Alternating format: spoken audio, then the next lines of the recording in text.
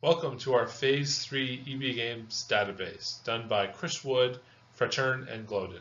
Phase 3 roles had Fraterne as the leader, Chris as the secretary, and Glodin as the assessor. Quick reminder of the problem. For our EB Games, managers want to keep records and inventories. They do not have a database to keep track of their records. They want a database so they can use it to track everyday orders and sales.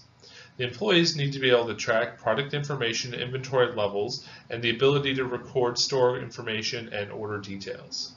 So for our first table, we worked on the product table, which has product ID as a primary key and attributes such as game type, brand, accessory, name, and price. Our second table is the game table, which has a game ID as a primary key and attributes like game name, console, max number of players, and so on. For our third table, we looked at the consoles that EB Games sells, such as the PS5, the Xbox One, the Nintendo Switch, and the PS4, and looked at their memory size and price. Our fourth table, we looked at accessories, name, size, color, price, and accessory ID as the primary key.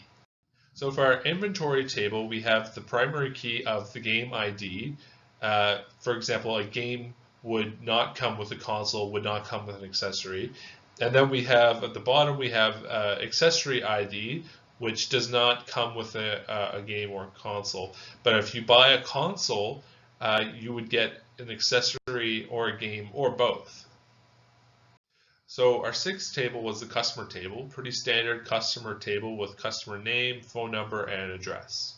So finally, our order table has order date, product count, the customer ID that's made the order, and the status of the order. So now that you've understood our tables, now we'll go into the relationships. So starting on the left side, we see that the inventory unit has to be either a game, a console, or an accessory. And then within those tables, they have to have a product ID, which is linked to the product table.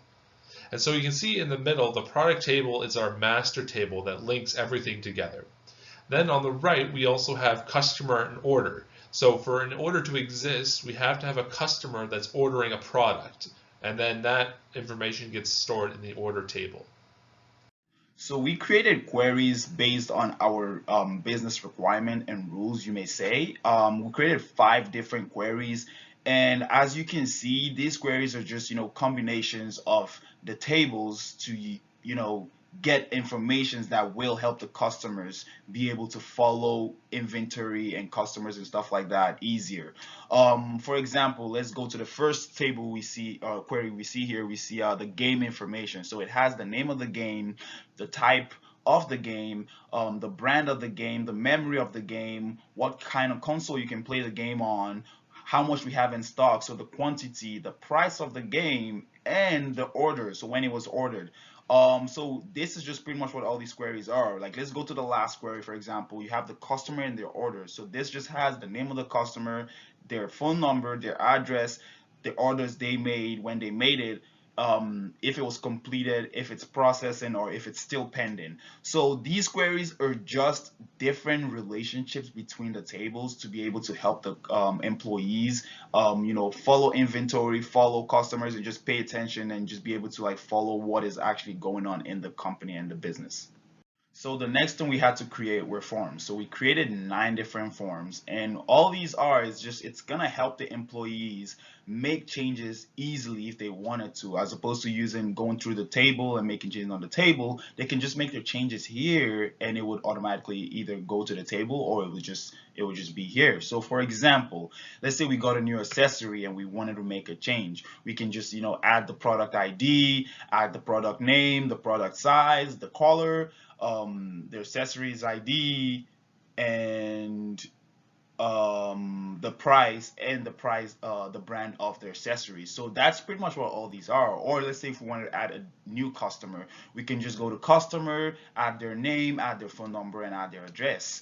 And this is just just a form just to help make changes if they needed to or they had to. So the last thing we had to create were reports, and these are very important. For example, let's say the boss of the company wanted a report of inventory, for example. This is a perfect representation of what they would have to make, the employees. Because, for example, if we look here, we see accessories inventory. We can see that it has all what we have for accessories left, the color, the size, the date it was ordered, and how much we have left. And it actually adds up the profit, or sorry, the amount we have. And it just, it's just a more professional way to have a report, as opposed to, going through everything to get a good report and typing it out. This can easily just make you an easy perfect report. Same with the customer, for example. Let's say you go to customer, you can, see the names of the customers, the address, their phone numbers, and, create a professional, good looking report to give to your boss. Or, for example, as we're pitching this is why we need this, because, this report just gives you a kind of like a view of what we as a company are trying to create. As discussed earlier, the EB Game Store had no organized database. As a group, we built an efficient and organized database to help them track all inventories and make sure they record everything that goes out and everything that comes in.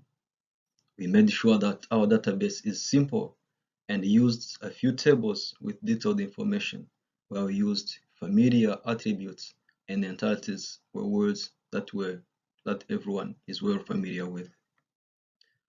The built database will represent expected data over a long period of time, and will also provide efficient access to stored data, and the new data from new customers will be added by administrators. So it is worthwhile to pay a big amount of money to maintain this database, as we'll be expanding due to increased demands. We'll be able to include as many customers as we can. So much resources are needed to make sure that this database keeps on running.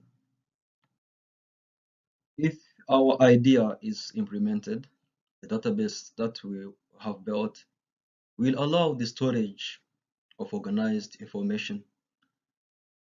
Our business will have the security of the information, and there will be easy access to information of both the workers and all the customers of our EB game store.